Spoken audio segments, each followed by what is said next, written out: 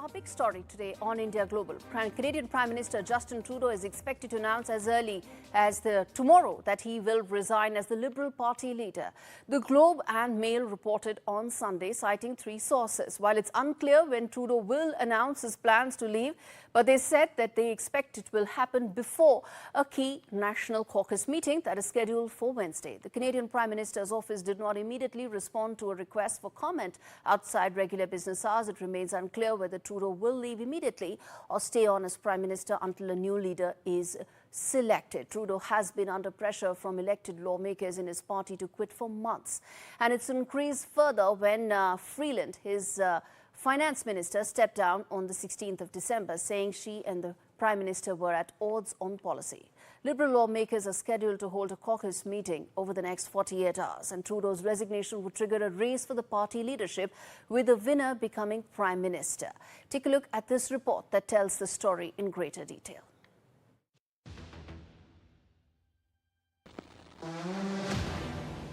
In a stunning turn of events, embattled Canadian Prime Minister Justin Trudeau is reportedly set to announce his resignation as the leader of the Liberal Party.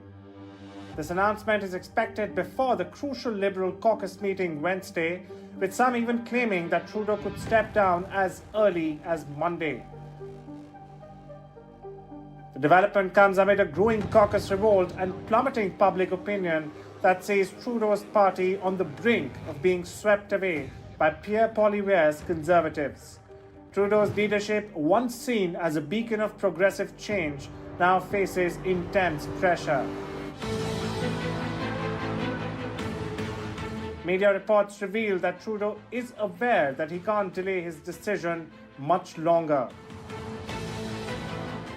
His struggle to maintain control is underscored by mounting calls from MPs, particularly in Quebec, Ontario, and the Atlantic provinces, who have signalled their lack of support. These regions, responsible for the bulk of the Liberal caucus, now represent Trudeau's biggest challenge. While Trudeau's inner circle is reportedly debating the logistics of his exit, questions linger about whether he will step down immediately or stay on as the Prime Minister until a leadership contest is held. The prospect of prolonged leadership race, which could stretch over months, poses its own set of constitutional and political hurdles, including the looming March 28 vote on government supply. It is not only Trudeau's own lawmakers. According to a recent poll by Ipsos, 73% of Canadians think that he should resign as the leader of the Liberal Party, including 43% Liberal voters. Meanwhile, names like Chrystia Freeland, Melanie Joly, and even former BC Premier Christy Clark have been floated as potential leaders who could revive the party's fortunes. As Trudeau prepares to make a final decision, Canada's political landscape is on the cusp of a major shift, one that could reshape the future of the Liberal Party and the nation's leadership. Bureau Report, Arjun Samar Mahindran, NDTV.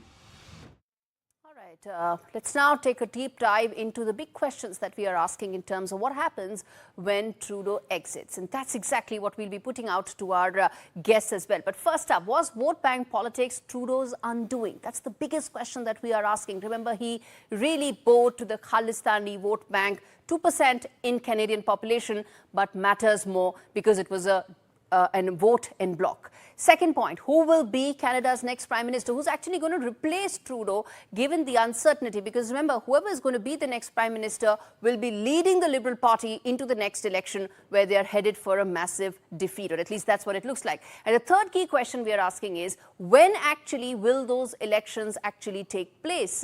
October is the time by when it has to take place, but could it be sooner than that? And the fourth question that we are asking is that could this be a reset as far as the India-Canadian ties is concerned? Remember, it was under Justin Trudeau's leadership that the Indian-Canadian relationship really nosedived because of those comments that he made, those unverified claims that he made, which still are well, made up because there are no proofs right now. That's exactly what I'll be asking the panelists joining me this evening.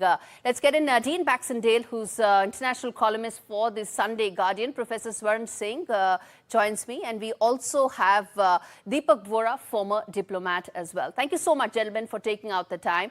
And let me start with the voice from Canada first. Mr. Dean, let me start with you. As things stand right now, there is a great amount of uncertainty in Canadian politics. It's not just about when will he resign, it's now about who is going to replace Justin Trudeau. How soon do you think this uncertainty in Canadian politics could actually die down? Well, it couldn't happen. You're on mute, sir. Quick enough. You're on mute. Oh, I'm sorry. I can hear that. Yeah, go ahead. Can you hear me now? Yeah, go ahead. Okay, sorry. Yeah, it couldn't happen fast enough at this particular point in time. Obviously, geopolitical elements, the Trump administration threatening 25% tariffs on the Canadian industry has obviously set Ottawa in turmoil. Justin Trudeau has faced a number of scandals, including the Hague Commissions and the Foreign Interference Commission, allowing China and other countries to interfere in Canadian politics through diaspora vote bank politics, as you have suggested. This creates a dynamic that works for specific groups, but not for Canada as a whole. It's going to have a leadership vacuum, which I think will be filled very quickly by a number of the contenders that you already mentioned. But as I say, this could not happen soon enough for Canada, and allows for a reset with the Canada-India relationships. So I think this is a significant moment in time. It provides also, I believe, he will continue on as Prime Minister in the short run, Yes. have a leadership race, Yes. and then be able to go to the polls later on this year.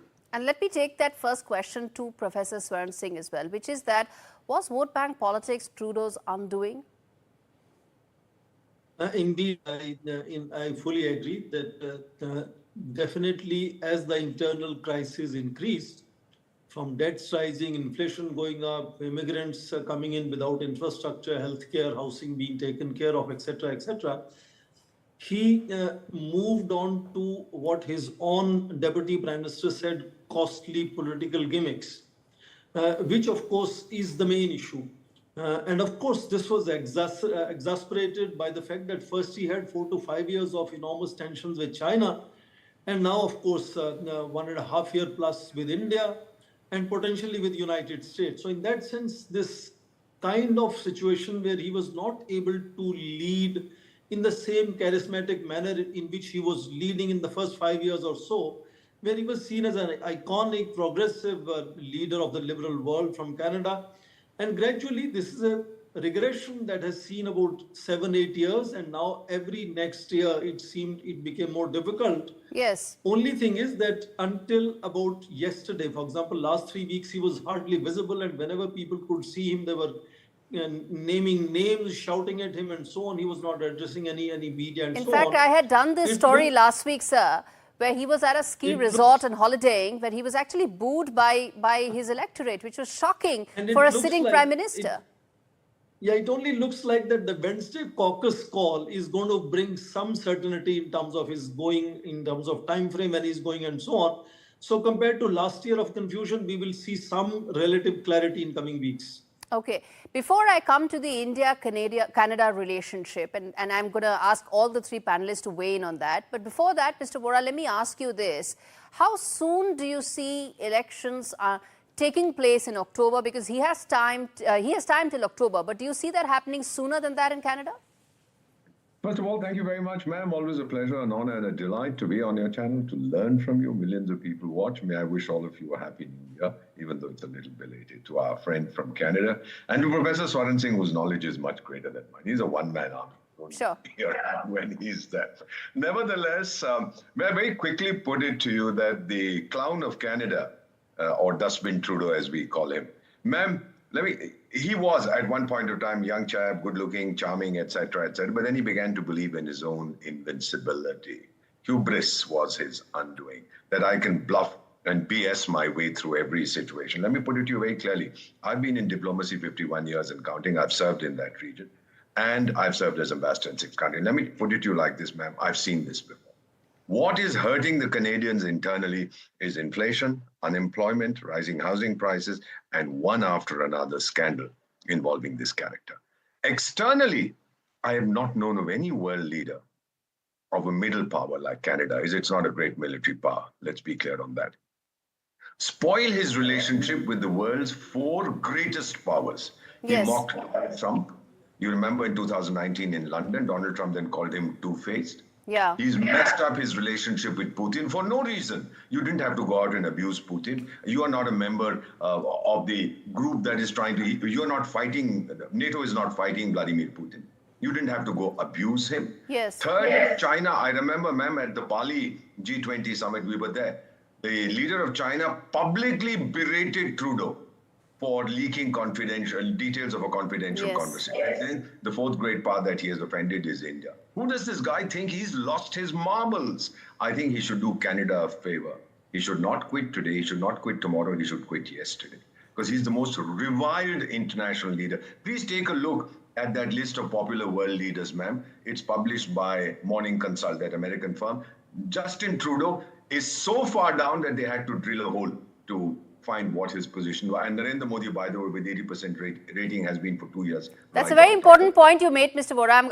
And let me now come in on the aspect of the India-Canada relationship. The reason why this leadership change or the vacuum that exists right now matters so much to New Delhi. And Dean, let me start with you there, which is that whoever do you think replaces or is the successor of Justin Trudeau, we assume or we hope that he would understand the gravity of mistakes that have been made by Justin Trudeau's administration, the kind of wild accusations and allegations he made, and how the entire India-Canada relationship then went into a toss.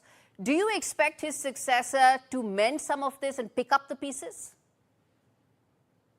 I think that right now our clear focus will be on the U.S. situation first and foremost. I think that the relationship being repaired with India is going to be left to the next government. And I think that is where we can see opportunities with these 2 great nations that have so much in common. And we have one of the world's largest diaspora Indian populations in the world, I think the largest in a democracy. And it's important that our relationship with India from an economic perspective, both from the national security aspect for India as well as Canada, is forged and is built on mutual respect, admiration, and an understanding that we can work together as democracies. So I think this is important, and I think it will get reset. But right now we have to focus on the U.S. Tariffs, which are based on, in fact, the lack of leadership on the fentanyl crisis and what we call the ecosystem inside Canada, where we've allowed the Chinese Communist Party to use Canada as a vassal state on many aspects of the Belt and Road Initiative. Important point you made. Let me get in Professor Singh on that, which is the India-Canada relationship under Justin Trudeau's successor, whoever that could be. One is the interim successor for the next couple of months who will lead the party into the election, and then, of course, the Prime Minister of the next full-fledged elected government. How do you see the relationship now that Justin Trudeau is on his way out, Professor Singh? I think, first of all, interim Prime Minister, without being the leader of the party, will limit the kind of aura or influence that the interim Prime Minister will have. And we understand that the interim Prime Minister automatically goes out of any contestation for becoming the next party leader. In case Liberal Party comes to power, will be the Prime Minister, which is not likely. The earlier the elections, the better for Canada, therefore, so that they can bring in a Prime Minister, in this case, obviously from Conservative Party, because of the backlash against the Liberals rather than in favor of Conservatives.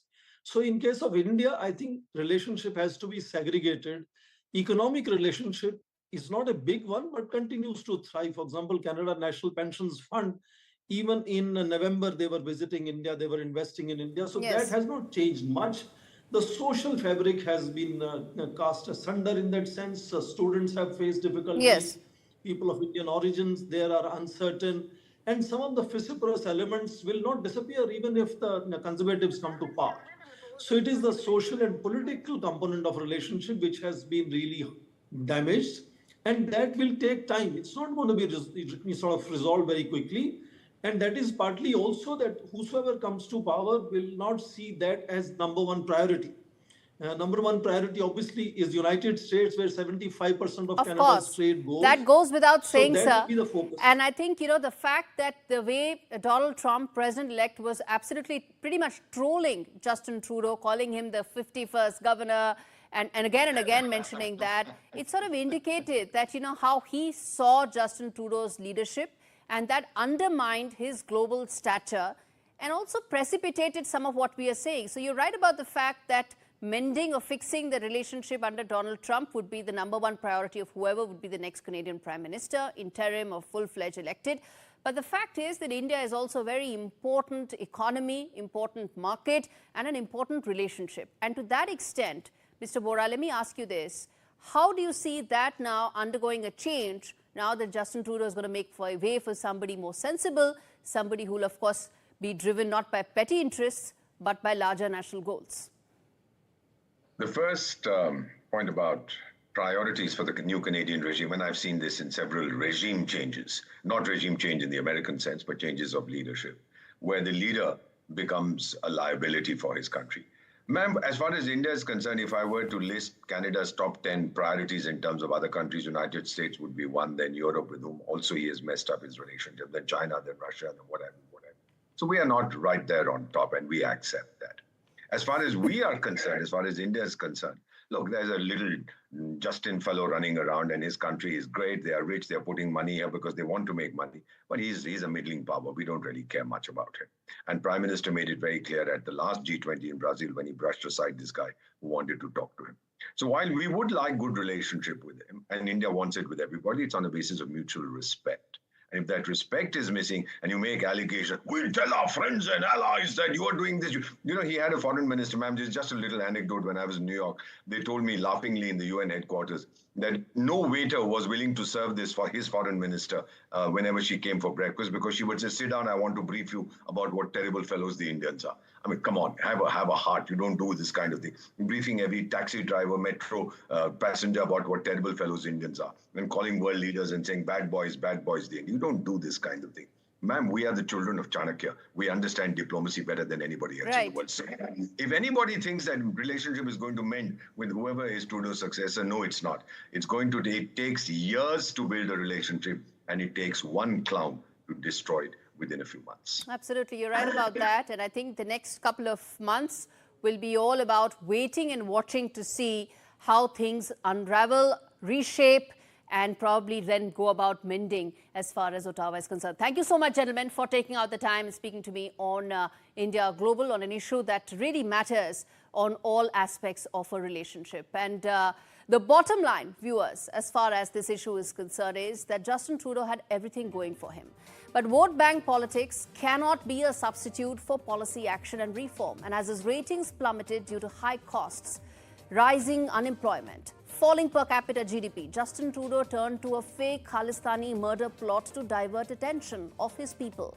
But with 7 out of 10 Canadians unhappy with Trudeau's handling of the post-COVID Canadian economy, the made-up Nijjar plot did little to prop his ratings. One hopes Trudeau's successor will acknowledge the failings of his administration, pick up the pieces and move ahead.